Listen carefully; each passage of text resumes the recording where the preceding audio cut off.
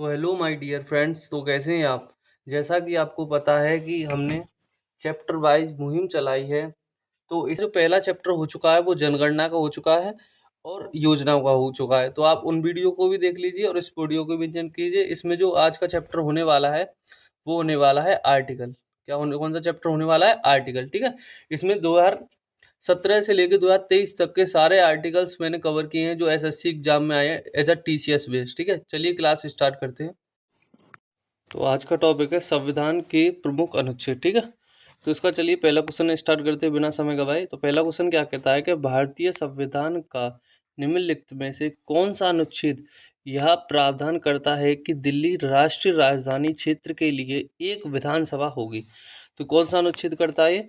तो इसका जो आंसर होने वाला है वो होने वाला है अनुच्छेद 3239 ए। ठीक है, यह अनुच्छेद बताता है कि जो दिल्ली हमारी जो राजधानी है इसके लिए एक विधानसभा होगी। ठीक है, चलिए नेक्स्ट आगे चलते हैं।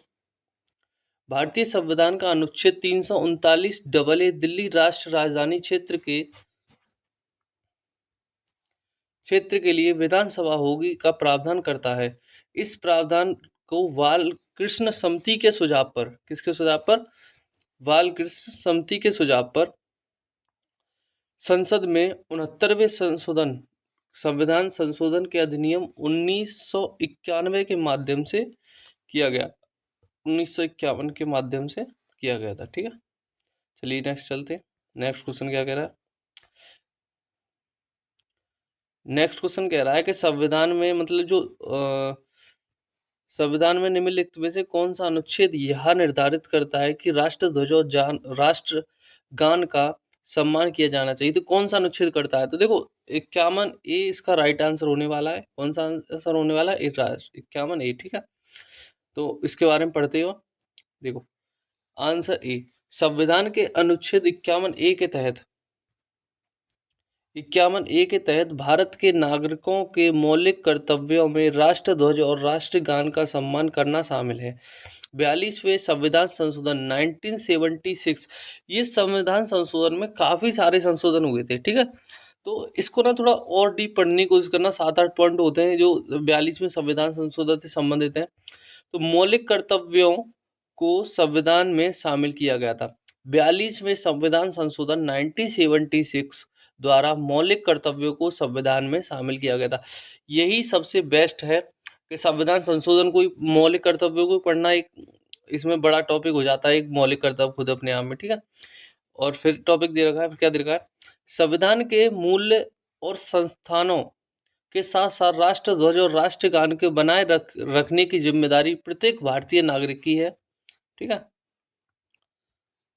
और आगे चलते हैं। और क्या कह रहा है कि राष्ट्रीय ध्वज का सम्मान करने के तरीके: झंडा फहराते या उतारते समय सावधान रहना, वर्दीधारी व्यक्तियों को राष्ट्रीय ध्वज को सलामी देना, ध्वज बंधन के बाद राष्ट्रगान होना अनिवार्य है। ठीक है, चलिए नेक्स्ट क्वेश्चन कहता है संविधान के निम्नलिखित में से कौन सा अनुच्छेद कर्तव्य भारत की संप्रभुता, एकता और अखंडता को बनाए रखना और उसकी रक्षा करना पर जोर देता है। मतलब भारत की, देखो याद रखना एक एक करके आर्टिकल को हम रिवीजन, मैंने बोला ना इसको टॉपिक को होने के बाद ऐसा लगता है लास्ट में रिवीजन हो रहा है। तो 51 ए में क्या दे रखा था? 51 ए में क्या दे रखा था कि राष्ट्रीय ध्वज और उसके जो राष्ट्रगान है उस पर मतलब उसके प्रति सम्मान व्यक्त करना। ठीक है, इसमें क्या दे रखा है? भारत की संप्रभुता, एकता और अखंडता को बनाए रखना और उसकी रक्षा करना पर जोर देता है। तो कौन सा आर्टिकल है जो इस पर जोर देता है? तो आर्टिकल है अनुच्छेद 51 ए सी। ठीक है, 51 ए सी, डी, ई, एफ, जी इस तरीके से इसमें आर्टिकल है। तो ये हर एक आर्टिकल को पढ़ने वाले हैं। ठीक है, तो 51 ए तो मैंने बता दिया राष्ट्रध्वज से संबंधित है और अनुच्छेद 51 ए सी किससे संबंधित है? भारत की संप्रभुता, एकता और अखंडता को बनाए रखता है और रक्षा करना पर जोर देता है। ठीक है, चलिए इसके बारे में थोड़ा डीप डिस्कशन करते हैं। तो देखो सब आ जाएंगे। पहली बात तो चलो इसको पहले पढ़ लेते हैं। भारतीय संविधान के भाग 4 का में अनुच्छेद 51 ए के मौलिक कर्तव्यों का वर्णन किया गया है। इसे सरदार स्वर्ण सिंह समिति की अनुशंसा पर संविधान के 42वें संशोधन जो हुआ था वो सरदार स्वर्ण सिंह की समिति की सिफारिश पे हुआ था और 1976 में संशोधन हुआ था। ध्यान रखना, मैंने पहले 42वां संशोधन हुआ था 1976 में हुआ था, जोड़ा गया। इसे सोवियत संघ वर्तमान रूस से लिया गया था। जो मौलिक कर्तव्य जो लिए गए हैं, देखो, जो फंडामेंटल ड्यूटीज मतलब मौलिक कर्तव्य, ये तो लिए गए रूस से। और बात करी जाए, अगर बात करते हैं, किसकी बात करते हैं, अगर हम बात करते हैं फंडामेंटल राइट्स की, किसकी बात करते हैं, फंडामेंटल राइट्स यानी कि मौलिक अधिकार, ये कहाँ से लिए गए, अमेरिका से। ठीक है, इसे सोवियत संघ वर्तमान रूस से लिया गया है। अच्छा, 51A इसको पढ़ते हैं, ठीक है। अब देखो 51A में क्या दे रखा है, भारत की प्रभुता, एकता और अखंडता की रक्षा करें और उसके अक्षुण्ण रखें, मतलब उसे अक्षुण्ण रखें। ठीक है, 51A में क्या दे रखा है, देश की रक्षा करना। क्या दे रखा है, देश की रक्षा करना। 51A में क्या दे रखा है, 51A में दे रखा है, भारत के सभी लोगों को समान भ्रातृत्व की भावना से का निर्माण करें। 51A में क्या दे रखा है, हमारी समग्र संस्कृति को गौरवशाली परंपरा का महत्व समझें और उनका परीक्षण करें। ठीक है, इसको दोबारा से देख लो, रिवीजन कर लो और अच्छे से, क्योंकि रिवीजन इज द बेस्ट, सबसे रिवीजन पहले इंपॉर्टेंट। 51A में क्या दे रखा है, भारत की प्रभुत्ता, अखंडता और रक्षा करें, उसे अक्षुण्ण रखें। ठीक है, भारत की प्रभुत्ता, एकता, अखंडता, देखो 3 शब्द हैं, प्रभुत्ता, एकता, अखंडता, तो ध्यान रखना सी। इस तरीके से ट्रिक बना बना के याद करो। देश की रक्षा करनी है, तो देश की रक्षा जब हम करेंगे ना, देखो पहली बात होती है देश की रक्षा। देश की रक्षा बात की जाए, एक देश है तो इसके हमेशा 4 बाउंड्री होती हैं, तो इसमें 4 और 4 नंबर पे क्या आता है, हमारा डी आता है।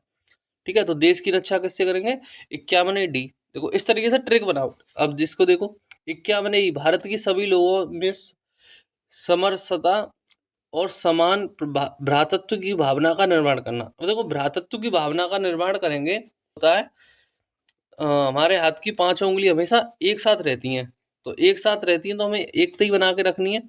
तो एकता बना के रखनी है, तो क्या आएगा इसका आंसर, 51 ई आएगा। ई कितने पे आता है, 5 पे आता है, इस तरीके से। ठीक है, अब देखो, हमारी समग्र संस्कृति की गौरवशाली परंपरा का महत्व समझें और उनका परीक्षण करें। देखो गौरवशाली परंपरा का महत्व समझे और उनका परीक्षण करें, तो ये किस में आता है, एफ में आता है। ठीक है, इसकी ट्रिक तुम खुद बना लेना। अच्छा, ये क्वेश्चन दे रखा है, भारत के संविधान का निम्नलिखित में से कौन सा अनुच्छेद निवारक निरोध कानून के तहत गिरफ्तार या निरुद्ध किए गए व्यक्तियों को संरक्षण प्रदान करता है। तो कौन सा कानून है जो भारत के संविधान का निम्नलिखित में से कौन सा अनुच्छेद निवारक निरोध कानून के तहत गिरफ्तार या निरुद्ध किए गए व्यक्तियों का संरक्षण कर रहा है। तो गिरफ्तारी से संरक्षण याद रखना, इसका जो आंसर होने वाला है वो है अनुच्छेद 22। ठीक है, अनुच्छेद 22 किससे संबंधित है, गिरफ्तारी संबंधित है। देखो आर्टिकल 19 की बात की जाए तो यूँ समझ लो खुद में अपने आप में एक टॉपिक है, तो इसके बारे में और अच्छी मौलिक अधिकार वो हमारे अच्छे से समझाता है। ठीक है, देखो आ गया, देखो अब देखो उन चारों के बारे में पढ़ेंगे। देखो 19 आर्टिकल 19 बोलता है, 19 क्या कहता है हमारा, आर्टिकल 19 बोलता है कि बोलने और अभिव्यक्ति की स्वतंत्रता। अनुच्छेद देखो बोलने और अभिव्यक्ति की स्वतंत्रता 19(1) बोलता है, मतलब सभा करने की आज़ादी, इस तरीके से मतलब 19(b), मतलब ये काफ़ी 4-5-6 आर्टिकल है इसमें, जो 19(a), 19(b), 19(c), तो इसको देख लेना, अभी आएगा डीप में बताते जाएंगे। ठीक है, अनुच्छेद 25 में क्या है, अनुच्छेद 25 में अंतःकरण की ओर धर्म और आवाद के रूप में मानने का आचरण और प्रचार करने की स्वतंत्रता। मतलब हम कहीं पर भी अपने धर्म का, मतलब इंडिया के अंदर कहीं पर भी हम धर्म का प्रचार कर सकते हैं, प्रचार प्रसार कर सकते हैं, इसकी हमें आज़ादी है। ठीक है, ये क्वेश्चन बनता है जो 25 और 26 आर्टिकल है ना, कि धार्मिकता से संबंधित है, इसको याद रखना। अनुच्छेद 26 में क्या है, धार्मिक कार्यों का प्रबंधन की स्वतंत्रता है। ठीक, नेक्स्ट क्वेश्चन कह रहा है कि अनुच्छेद 51(a) के खंड के 51(a) के खंड के संशोधन के अनुसार जो माता पिता का संरक्षक है वर्ष तक, मतलब 10 वर्ष तक आयु वाले अपने यथास्थिति बालक या प्रतिपाल्य के लिए शिक्षा का अवसर प्रदान कर सकते हैं। तो शिक्षा का अवसर जो हमारे लिए है वो 614 वर्ष तक है। ठीक है, और आर्टिकल याद रखना, शिक्षा का आर्टिकल क्या है, 51 ए का के, ठीक है, ये शिक्षा से संबंधित है। तो 6 से 14 वर्ष के बच्चों को हम शिक्षा प्रदान कर सकते हैं, ठीक है। आंसर नंबर है तो सरदार स्वर्ण सिंह समिति की सिफारिश पर 46 नहीं होगा, ये 42वां संशोधन होगा। 46वां संशोधन तो 7वीं जो अनुसूचियां थी ना, 12 अनुसूचियां थी, उनसे संबंधित है, तो ये नहीं होगा इसमें। यहाँ 42 आएगा, 42 आएगा, ठीक है। यहाँ आएगा 42, ध्यान रखना, ये गलत है, यहाँ पे ये गलत है। 42 संविधान संशोधन अधिनियम 1976 द्वारा संविधान के अनुच्छेद 51 का में 10 मौलिक कर्तव्य जोड़े गए। देखो हमारे टोटल जो मौलिक कर्तव्य हैं वो कितने, 11 हैं, ठीक है। जो 86वें संविधान संशोधन अधिनियम 2002 के द्वारा 11वां मौलिक कर्तव्य जोड़ा गया, जिसका 51 ए के था, जोड़ा गया, जिसमें यह उल्लिखित है कि 6 से 14 वर्ष के बच्चों को उनके माता पिता या अविवाहित अपने बच्चों को शिक्षा के अवसर उपलब्ध कराएंगे, ठीक है। चलिए नेक्स्ट क्वेश्चन देखते हैं। नेक्स्ट क्वेश्चन क्या दे रखा है? नेक्स्ट क्वेश्चन दे रखा है, इसको बस हट कर, भारतीय संविधान का इनमें से कौन सा अनुच्छेद लोक नियोजन के मामले में, ठीक है, लोक नियोजन के मामलों में अवसर की समानता की गारंटी देता है? तो अवसर की समानता याद रखना, अवसर की समानता, ठीक है। ऐसा अस्पृश्यता आर्टिकल 17 से संबंधित है। तो इसी तरीके से जो अवसर की जो समानता प्राप्त करता है ना, वो है आर्टिकल हमारा आर्टिकल 16। कितना है? आर्टिकल 16, अनुच्छेद 16 में बताया गया है कि अवसर की समानता के बारे में, ठीक है। और जी किसके अंदर आता है? ये आता है फंडामेंटल राइट्स के अंदर। अच्छा चलिए इसके बारे में थोड़ा और देखते हैं। तो भारतीय संविधान के भाग 3 के, कौन सा है? भाग 3। भाग 3 में क्या है? हमारे मौलिक अधिकार। कहाँ से लिए गए मौलिक अधिकार? ये जो मौलिक अधिकार लिए गए, ये लिए गए अमेरिका से, ठीक है। मौलिक अधिकार टोटल कितने? टोटल है 12 से 35, ठीक है, इतना याद रखना। आगे देखते हैं, चलो। भारतीय संविधान के अनुच्छेद भाग 3 के अनुच्छेद 16 में सार्वजनिक पदों पर अवसर की समानता से संबंधित प्रावधान किए गए हैं। अनुच्छेद 16(1) में के अनुसार राज्य के अधीन किसी भी पद पर नियोजन या नियुक्ति में से संबंधित विषयों से सभी नागरिकों के लिए अवसर की समानता होगी, ठीक है। चलिए नेक्स्ट क्वेश्चन चलते हैं। नेक्स्ट क्वेश्चन क्या दे रखा है? नेक्स्ट क्वेश्चन दे रखा है, भारतीय संविधान के किस अनुच्छेद के अनुसार जनगणना संघ का विषय है? देखो हमारे जो 7 अनुसूची 7 में, किसमें? अनुसूची 7 में, मैं लिख नहीं बता रहा, मैं ऐसे ही बता रहा हूँ। अनुसूची 7 में 3 सूची दी गई है, हमारी 3 विषय दे गए हैं। किस कौन सी? एक संघ सूची है, राज्य सूची है और समवर्ती सूची है, ठीक है। संघ सूची वो सूची होती है जो केंद्र के अकॉर्डिंग काम करती है। राज्य सूची वह सूची होती है जो राज्य के अकॉर्डिंग काम करती है। और समवर्ती सूची को जो कंट्रोल करता है वो राज्य सरकार भी करती है और केंद्र सरकार भी करती है, ठीक है। तो भारतीय संविधान के किस अनुच्छेद के अनुसार जनगणना जनसंख्या गणना संघ का विषय है? तो किस अनुच्छेद के अनुसार? अनुच्छेद 246। अनुच्छेद 246 के तहत जनगणना जनसंख्या संघ का विषय है, ठीक है। चलिए इसके थोड़ा डीप में देखते हैं। तो डीप में क्या है इसके बारे में? संविधान के अनुच्छेद 246 में 7वीं अनुसूची, मैंने बताया ना, 7वीं अनुसूची में संघ, राज्य और समवर्ती सूची में 3 सूचियों को उल्लिखित है। संघ सूची में 100 विषय हैं, राज्य सूची में 61 विषय हैं और समवर्ती सूची में 52 विषय हैं। ये कभी नहीं पूछा किसमें कितने विषय हैं, क्योंकि ये बदलते रहते हैं, ठीक है। विषयों को शामिल किया जाता है और ज्ञातत्व है कि रक्षा, विदेशी मामले, देखो रक्षा हुई, विदेशी मामले हुए, रेलवे हुआ, बीमा हुआ, जनसंख्या गणना हुई, चुनाव हुए आदि संघ सूची के विषय हैं। किसके विषय हैं? संघ सूची के, ठीक है। चलिए नेक्स्ट क्वेश्चन पे चलते हैं। नेक्स्ट क्वेश्चन क्या कह रहा है? नेक्स्ट क्वेश्चन कह रहा है कि भारत के संविधान के अनुच्छेद में उल्लिखित है कि मुख्यमंत्री की नियुक्ति राज्यपाल द्वारा की जाएगी। तो किस आर्टिकल में ये बताया गया है कि राज्यपाल की जो मुख्यमंत्री की जो नियुक्ति है वो राज्यपाल द्वारा की जाएगी? तो किस आर्टिकल में बताया गया? आर्टिकल है 164, याद रखना। जो मुख्यमंत्री की जो नियुक्ति के राज्यपाल के द्वारा की जाएगी, ये आर्टिकल 64 में लिखा गया है, ठीक है। चलिए इसके बारे में थोड़ा और देखते हैं। भारतीय संविधान के अनुच्छेद 164(1) के अनुसार मुख्यमंत्री की नियुक्ति राज्यपाल द्वारा की जाएगी और अन्य मंत्रियों की नियुक्ति राज्यपाल द्वारा मुख्यमंत्री की सलाह पर की जाएगी। ठीक है, देखो राज्य में राज्यपाल, केंद्र की बात किया, देश की बात किया तो प्रेसिडेंट। उसी तरीके से जैसे मुख्यमंत्री होते हैं, उसी तरीके से हमारे जो काम करते हैं वो कौन करते हैं? प्रधानमंत्री। ठीक है, केंद्र में। अच्छा, ये दे रखा है, देखो क्वेश्चन दे रखा है, भारत के संविधान के निम्नलिखित में से किस अनुच्छेद में अस्पृश्यता उन्मूलन का उल्लेख है? अस्पृश्यता, ध्यान रखना, अस्पृश्यता संबंधित है वो है आर्टिकल 17 से। किससे संबंधित है? वो है आर्टिकल 17 से संबंधित। ठीक है, चलिए। और 16 में बताया था, 16 में क्या है? समान अधिकार।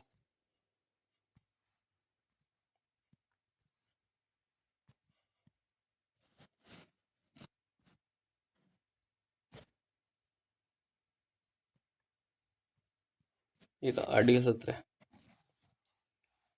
भारत के भारत के संविधान के अनुच्छेद 17 के अनुसार अस्पृश्यता को समानता समाप्त कर दिया गया है और किसी भी रूप में इसका अभ्यास वर्जित है। अस्पृश्यता से उत्पन्न होने वाली किसी भी अक्षमता को लागू करना कानूनी अनुसार से दंडनीय अपराध है। भारतीय संविधान का कौन सा अनुच्छेद महाराष्ट्र गुजरात राज्य के संदर्भ में विशेष उपबंध है? मतलब महाराष्ट्र गुजरात, मतलब महाराष्ट्र की स्थापना इस ऐसे हुई थी या गुजरात की स्थापना हुई थी, इस हिसाब से संबंधित है। देखो आर्टिकल 371 क्या बताता है? आर्टिकल 371 में बताया गया है, क्या होता है? महाराष्ट्र और गुजरात राज्यों के संबंध में विशेष उपबंध है। ठीक है, जैसे कि और आर्टिकल की बात किया तो अनुच्छेद 371 का की बात करी जाए तो नागालैंड राज्य के संबंध में विशेष उपबंध है। 371 खा की बात की जाए तो असम राज्य के संबंध में उपबंध है। और 371 गा की बात की जाए तो मणिपुर राज्य के संबंध में। अब देखो 371 जी, क्वेश्चन रिपीट भी हो रहे हैं। देखो CHSL में आ गया। देखो 371 का कितना इंपॉर्टेंट क्वेश्चन है। 371 का निम्नलिखित में से किस राज्य से विशेष उपबंध से संबंधित है? तो 371 का किससे संबंधित है? तो देखो ऊपर भी लिखा हुआ है 371 का किससे संबंधित है? नागालैंड से। किससे संबंधित है? नागालैंड से। नागालैंड।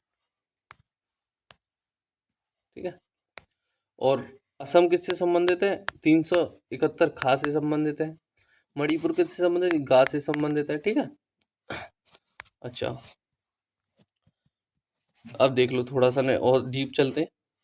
तो क्या बोला गया? 371 नागालैंड के लिए विशेष प्रावधान करता है। इसके तहत नागाओं की धार्मिक और सामाजिक प्रथाओं कानूनी प्रक्रिया से संबंधित मामले में संसद का कोई भी अधिनियम नागालैंड राज्य पर लागू नहीं होगा।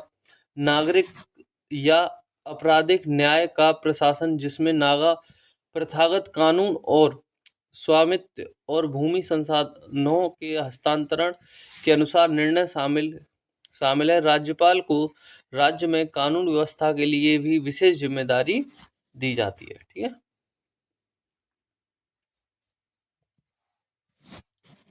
क्वेश्चन दे रखा है कि आर्टिकल जो 323 है, आर्टिकल जो 323 है वो किससे संबंधित है? लोक सेवा आयोग के कार्यों से, लोक सेवा आयोग की रिपोर्ट से, लोक सेवा आयोगों के कार्य का विस्तार करने की शक्ति से, या लोक सेवा आयोग के खर्चों से। तो ये जो 323 जो संबंधित है ना, 323 ये जो संबंधित है ना, ये संबंधित है लोक सेवा आयोग के रिपोर्ट से।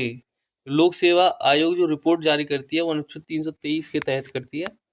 अच्छा, भारतीय संविधान का अनुच्छेद 323 लोक सेवा आयोग को रिपोर्ट से संबंधित है। ठीक है, अच्छा क्वेश्चन दे रखा है, भारतीय संविधान में मूलतः डैश अनुच्छेद है? तो 95। तो मूलतः कितने अनुच्छेद हैं? मूलतः जो अनुच्छेद है हमारे संविधान में 395। ठीक है, अच्छा मूलतः भारतीय संविधान के मूलतः 395 अनुच्छेद हैं, 22 भाग हैं, 8 अनुसूची है। वर्तमान में अनुसूची कितनी है हमारी? 12। अच्छा, अनुच्छेद 172 2 के अनुसार किस राज्य को डैश भंग नहीं किया जा सकता? ये कह रहा अनुच्छेद 172 2 के अनुसार किसी राज्य की डैश को भंग नहीं किया सकता। किस राज्य की डैश को भंग नहीं किया? विधानसभा को, विधान परिषद को, राज्यसभा को, या विधानसभा को? तो जिसका जो आंसर होने वाला है वो होने वाला है विधान परिषद। राज्य के विधान परिषद, किसको विधान परिषद का विघटन नहीं किया जा सकता, किंतु उसके सदस्यों में से यथा संभव निकटतम एक तिहाई संसद द्वारा विधि द्वारा इस निमित्त बनाए गए उपबंधों के अनुसार प्रत्येक द्वितीय वर्ष की समाप्ति पर सेवानिवृत्त हो जाएंगे। ठीक है, क्वेश्चन दे रखा है, क्वेश्चन क्या दे रखा है, भारतीय संविधान के किस अनुच्छेद में कहा गया है कि भारत अर्थात इंडिया राज्यों का संघ है, यूनियन ऑफ स्टेट। ठीक है, तो किस अनुच्छेद में कहा गया है, तो ये देखो राज्यों के बारे में जो भी चर्चा की गई है वो 1 से लेके 4 तक की गई है। ठीक है, तो 1 से लेके 4 तक एक ये आर्टिकल है, एक ये वाला आर्टिकल है, मतलब बी आर्टिकल है और ए आर्टिकल है। तो यूनियन ऑफ स्टेट जो बोला गया है ये बोला गया है अनुच्छेद 1 में। ठीक है, अनुच्छेद 1 में। तो चलिए देखते हैं, संविधान के अनुच्छेद 1 में स्पष्ट वर्णित है कि इंडिया यानी कि भारत,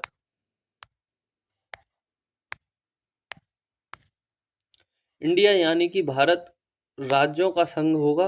भारतीय संविधान के भाग 1 में जो अनुच्छेद 1 से लेके 4 के अंतर्गत वर्णित है, संघ तथा उसका राज्य क्षेत्रफल विषय में वर्णन है।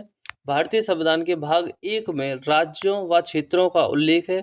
इसके सहकारी संघवाद की विशेषता को प्रकट करता है। ठीक है, अच्छा, भारतीय संविधान के अनुच्छेद 1 में जिसमें कहा गया है कि इंडिया अर्थात भारत राज्यों का एक संघ है, निम्नलिखित में से किस विशेषता का उल्लेख करता है, तो किस विशेषता का, संघीय संप्रभुता का उल्लेख करता है ये, सहकारी, धर्मनिरपेक्ष या न्यायपालिका की स्वतंत्रता। तो ये जो करता है ना वो करता है आंसर नंबर क्या होगा इसका, सहकारी संघवाद पे। तो उपर्युक्त प्रश्नों की व्याख्या देखें, डी आंसर इसका करेक्ट है। ठीक है, भारतीय संविधान के अनुच्छेद 2 से संबंधित है, क्या संबंधित है, नए राज्यों का प्रवेश या उनकी स्थापना, वर्तमान राज्यों के क्षेत्रों में परिवर्तन, वर्तमान राज्यों के नामों में परिवर्तन, संघ का नाम और राज्य क्षेत्र। तो इसके जिसके बारे में जो बताया गया है ना अनुच्छेद 2 में बताया गया कि नए राज्यों का प्रवेश या उनकी स्थापना, हम इसके अंतर्गत नए राज्यों को बसा सकते हैं। मतलब क्या कह रहा है ये कह रहा है भारतीय संविधान का अनुच्छेद 2 नए राज्यों के प्रवेश की और उनकी स्थापना से संबंधित है। अनुच्छेद 1 में क्या कहा गया है, अनुच्छेद 1 में कहा गया है कि संघ का नाम और राज्य क्षेत्र, मतलब इसके बारे में डिटेल दी गई है। ठीक है, राज्यों के बारे में। अनुच्छेद 2 में क्या कहा गया है, अनुच्छेद 2 में कहा गया है कि नए राज्यों का प्रवेश और उनकी स्थापना संसद द्वारा साधारण बहुमत से की जा सकती है। अनुच्छेद 3 में क्या कहा गया है, अनुच्छेद 3 में कहा गया है कि वर्तमान राज्यों के नामों सीमाओं या राज्यों क्षेत्रों में परिवर्तन किया जा सकता है। संविधान के किस अनुच्छेद में यह उल्लेखित है कि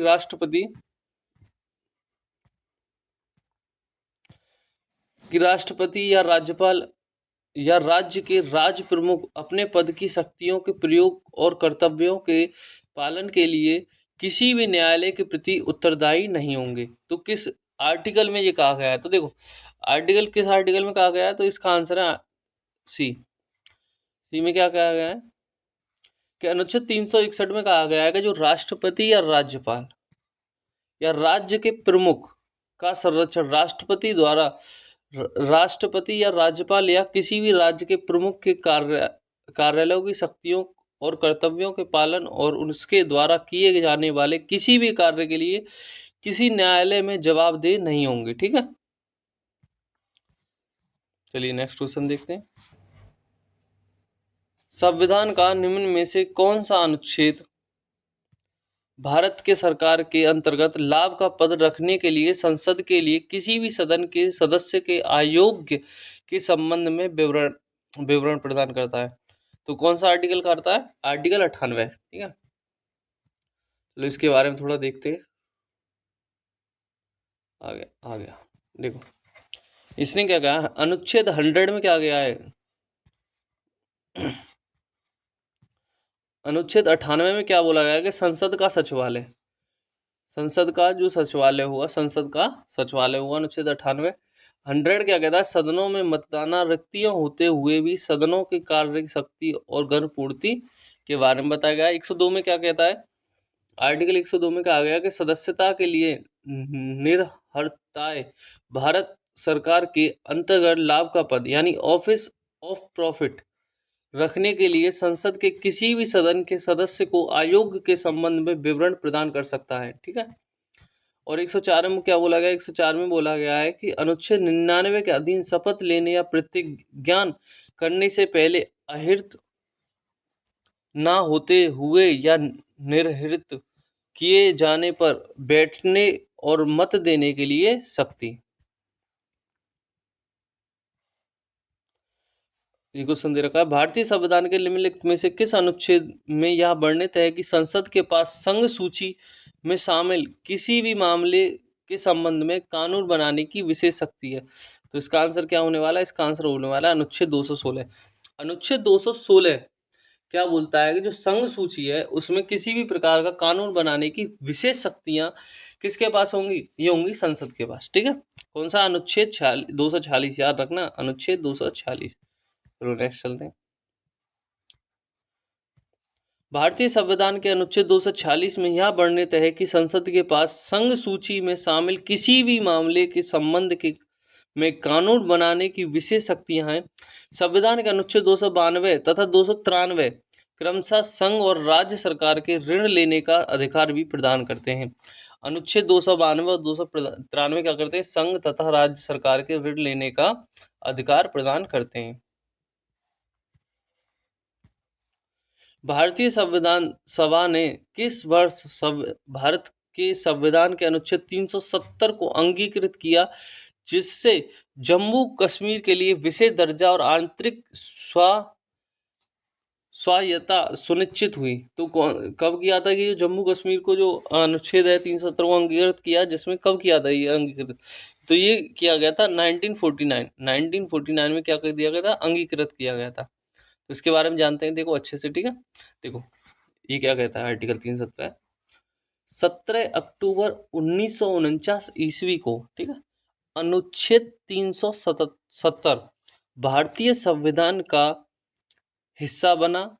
इसे एक अस्थायी प्रावधान के रूप में जोड़ा गया था, जिसने जम्मू कश्मीर को छूट दी थी ताकि वह अपने संविधान का मसौदा तैयार कर सके और राज्य में भारतीय संसद की विधायी शक्तियों को प्रतिबंधित कर सके। एन गोपाल स्वामी अयंगर द्वारा प्रस्तुत किया गया था कि ध्यातत्व है कि भारत सरकार ने 5 अगस्त 2019 को राज्यसभा में एक ऐतिहासिक जम्मू कश्मीर पुनर्गठन अधिनियम 2019 पेश किया, जिसमें जम्मू कश्मीर राज्य संविधान का अनुच्छेद 370 हटाने और राज्य का विभाजन जम्मू कश्मीर एवं लद्दाख के 2 केंद्र शासित प्रदेशों के रूप में करने का बनाया गया। ठीक है। अच्छा चलिए, भारतीय संविधान में कौन सा अनुच्छेद संघ की कार्यपालिका से संबंधित है? तो कौन सा अनुच्छेद संघ की कार्यपालिका से संबंधित है? तो इसका जो आंसर होने वाला है वो होने वाला है आंसर नंबर, भारतीय संविधान के अनुच्छेद 52 से 78 कार्यपालिका से संबंधित है। ठीक है, संबंधित है, कार्यपालिका से संबंधित है। ठीक है। भारत के संविधान का अनुच्छेद 301 किससे संबंधित है? तो 301 किससे संबंधित है? संपत्ति के अधिकार से संबंधित है। वो इसका भी पहले संपत्ति का अधिकार क्या था? पहले संपत्ति का अधिकार हमारा मौलिक अधिकार था। ठीक है। इसको 44वें कॉन्स्टिट्यूशन अमेंडमेंट के बाद इसको क्या बना दिया गया? इसको देखो, भारतीय संविधान का अनुच्छेद 370 ए संपत्ति के अधिकार से संबंधित है, जबकि अनुच्छेद 360 वित्तीय आपात एवं 312 अखिल भारतीय सेवा से संबंधित है। अनुच्छेद 21 ए में प्रारंभिक निम्न कौन सा अनुच्छेद सांसदों के विशेष अधिकार से संबंधित है? तो कौन सा अनुच्छेद बताता है कि जो सांसद हैं उनके पास विशेष अधिकार है? तो कौन सा अनुच्छेद बताता है? अनुच्छेद 301 अनुच्छेद 105 बताता है कि सांसदों के पास एक विशेष अधिकार है। ठीक है। चलिए चलते इसके बारे में थोड़ा ब्रीफ में देखते हैं। अनुच्छेद 105 सांसदों के विशेष अधिकार से संबंधित है। संसद सदस्यों को संबंधित सदन या समितियों में बोलने की पूर्ण स्वतंत्रता है। इसके लिए उनके विरुद्ध कोई भी कार्रवाई नहीं की जा सकती है तथा न्यायालय में भी कोई कार्रवाई नहीं की जा सकती है। संसद या उसके विशेष अधिकारों का उल्लंघन करने वाले व्यक्तियों को दंडित करने का अधिकार है। ठीक है। भारत के संविधान के अनुच्छेद 112 ए में यानी फर्स्ट में के अनुसार निम्नलिखित में से किसे यह सुनिश्चित करने का उत्तरदायित्व सौंपा गया है कि व्यय का वार्षिक विवरण संसद के दोनों सदनों के समक्ष रखा जाएगा। तो किसके पास है ये? राष्ट्रपति। किसके पास है ये? राष्ट्रपति के पास। ठीक है।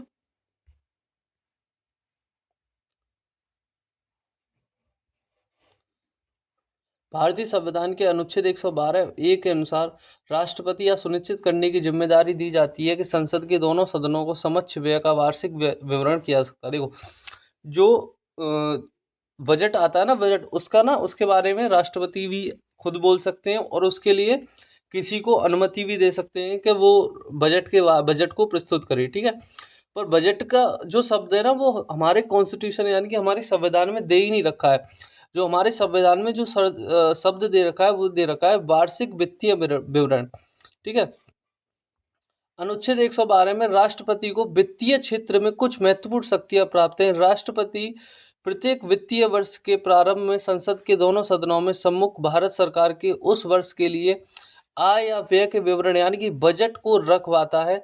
भारत की आकस्मिक निधि पर भी उसका नियंत्रण रहता है। ठीक है। बजट का मतलब होता है चमड़े का थैला।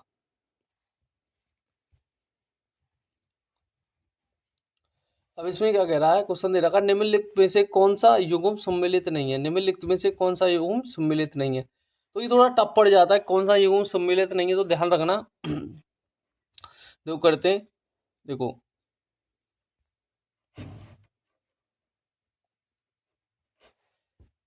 अनुच्छेद 69 क्या कहता है? सर्वोच्च न्यायालय। अनुच्छेद 114 क्या कहता है? विनियोग विधेयक। अनुच्छेद 280 क्या कहता है? वित्त आयोग। और 312 क्या कहता है? अखिल भारतीय सेवा। ठीक है। तो इसका जो आंसर होने वाला है वो, सॉरी, 79 सर्वोच्च न्यायालय से संबंधित नहीं है। जो आर्टिकल 114 है ना, ये सही है बिल्कुल एकदम। ये विनियोग विधेयक से संबंधित है, इम्पोर्टेंट है ये वाला। आर्टिकल 280 वित्त आयोग से संबंधित है और आर्टिकल 112 वित्तीय वार्षिक विवरण से संबंधित है और 312 अखिल भारतीय सेवा से मोस्ट इम्पोर्टेंट है। ठीक है। देखो, एक ट्रिक याद रखना, वो ज्यादा ही मतलब हर एक को इसे उसके बारे में बताता हूँ। एक ट्रिक याद रखना, एक ट्रिक है सरला। ठीक है। यानी कि सा फॉर संसद, रा फॉर राज्यसभा, ला फॉर लोकसभा। यानी कि 79, ठीक है, और 80 एंड 81। तो 69 क्या बताता है कि संसद का गठन, 80 क्या बताया था? राज्यसभा गठन, 81 क्या बताता है? लोकसभा गठन के बारे में। ठीक है। तो अनुच्छेद 69 क्या कहता है? संसद के गठन के बारे में। अनुच्छेद 114 क्या कहता है? विनियोग विधेयक के बारे में। अनुच्छेद 124 क्या कहता है? हाई कोर्ट की स्थापना और गठन के बारे में। देखो, ये सारे आर्टिकल एकदम सेलेक्टेड आर्टिकल है, एकदम इम्पोर्टेंट। ठीक है। पेपर के पॉइंट ऑफ व्यू से बहुत ज़्यादा इंपॉर्टेंट है, तो इनको याद रखना। अनुच्छेद 280 क्या कहता है? वित्त आयोग के बारे में। 312 क्या कहता है? अखिल भारतीय सेवाएं। आर्टिकल 124 किससे संबंधित है? हाई कोर्ट की स्थापना, हाई कोर्ट की स्थापना। ठीक है। चलिए इस क्वेश्चन को देखते हैं। क्वेश्चन क्या कहता है? क्वेश्चन कह रहा है कि भारतीय संविधान का कौन सा अनुच्छेद धन विधेयक की परिभाषा से संबंधित है। भारतीय संविधान का कौन सा अनुच्छेद धन विधेयक की परिभाषा से संबंधित है। तो कौन सा अनुच्छेद धन विधेयक की परिभाषा से संबंधित है? तो आर्टिकल 110 धन विधेयक की परिभाषा से संबंधित है। ठीक है। संविधान का अनुच्छेद 110 के तहत धन विधेयक को परिभाषित किया गया है। अनुच्छेद 110 के अनुसार कोई विधेयक तभी धन विधेयक कहा जाता है यदि उसमें केवल निम्नलिखित सभी या किन्हीं विषय से संबंधित प्रावधान हो। भारतीय संविधान का निम्नलिखित में से कौन सा अनुच्छेद धन विधेयक यानी मनी बिल का विवरण देता है? तो धन विधेयक कितना इंपॉर्टेंट है, ठीक है। धन विधेयक किसी आर्टिकल क्या है धन विधेयक का? आर्टिकल 110, ठीक है। आर्टिकल 112 किससे संबंधित है? वार्षिक वित्तीय विवरण यानी कि बजट से संबंधित है। आर्टिकल 270 वित्त आयोग से संबंधित है। निम्नलिखित में से कौन सा अनुच्छेद भारत और जम्मू कश्मीर राज्य से संबंधित है? तो आर्टिकल 370 इज अ बहुत फेमस आर्टिकल है, ठीक है। अनुच्छेद 370 भारत और जम्मू कश्मीर से संबंधित है।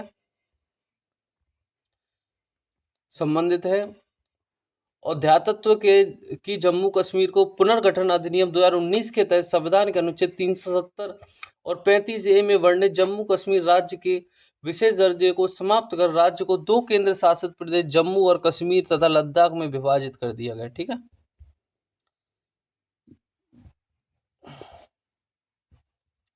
हाल ही में हटाया गया 370 भारत के किस राज्य से संबंधित है? तो आर्टिकल 70 किससे? कश्मीर से, ठीक है। किससे? कश्मीर से। चलिए नेक्स्ट चलते हैं। भारतीय संविधान के अनुच्छेद के अनुसार वर्ष का केंद्रीय बजट, जिससे वार्षिक वित्तीय विवरण भी कहा जाता है, उस वर्ष विशेष हेतु सरकार की अनुमति प्राप्ति और व्यय का विवरण होता है। तो कौन सा आर्टिकल है, किस अनुच्छेद के तहत? तो आर्टिकल 112, ठीक है। मैंने पहले बता दिया वार्षिक वित्तीय विवरण किससे संबंधित है? आर्टिकल 112। चलिए इसके बारे में थोड़ा देखते हैं।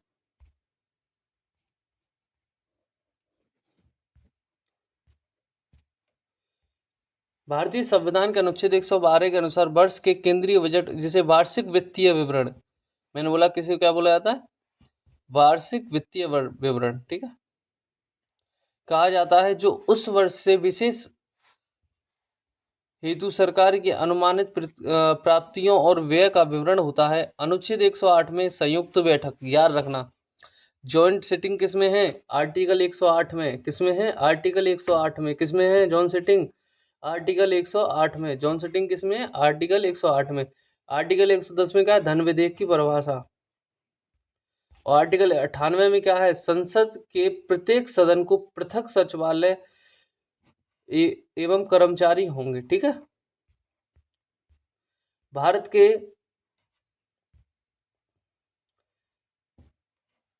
के संविधान निम्नलिखित में से कौन सा अनुच्छेद संसद के दोनों सदनों की संयुक्त बैठक का प्रावधान है? संयुक्त बैठक कितनी बार बताया? आर्टिकल 108, ठीक है।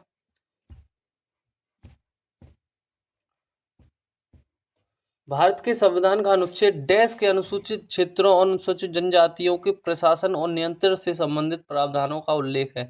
तो आर्टिकल क्या है इसका? आर्टिकल है 244A। 244A में बताया गया है कि अनुसूचित क्षेत्रों, अनुसूचित जनजातियों के प्रशासन को नियंत्रण से संबंधित प्रावधानों का उल्लेख करता है। 244, आर्टिकल 244। भारत के संविधान के किस अनुच्छेद में लोकसभा में अनुसूचित जाति और अनुसूचित जनजाति के लिए प्रत्येक सीटों का आरक्षण प्रावधान है? तो कौन सा अनुच्छेद है लोकसभा में अनुसूचित जाति और अनुसूचित जनजाति के लिए? आर्टिकल 330, ठीक है। उसके बारे में और डिटेल में देखते हैं, ठीक है। अच्छा, भारतीय संविधान के अनुच्छेद 330 के अनुसार लोकसभा में अनुसूचित जातियों और अनुसूचित जनजातियों के लिए सीटों के आरक्षण का प्रावधान है। अनुच्छेद 321 में लोक सेवा आयोग के कृत्यों का विचार करने की शक्ति प्रदान की गई है। अनुच्छेद 325 में धर्म, मूल्य, वंश, जाति या लिंग के आधार पर किसी भी व्यक्ति या निर्वाचन नामावली में सम्मिलित किसी भी किए जाने के लिए अपात्र न होना और उसके द्वारा किसी विशेष निर्वाचन नामावली में सम्मिलित किए जाने का दावा करना, तथा अनुच्छेद 335 में सेवाओं और पदों के अनुसूचित जातियों और अनुसूचित जनजातियों के दावे का विवरण है, ठीक है। दोस्तों अपना स्कोर कमेंट में ज़रूर बताएं, लाइक करें, कमेंट करें, शेयर करें एंड सब्सक्राइब करें। Thank you for watching.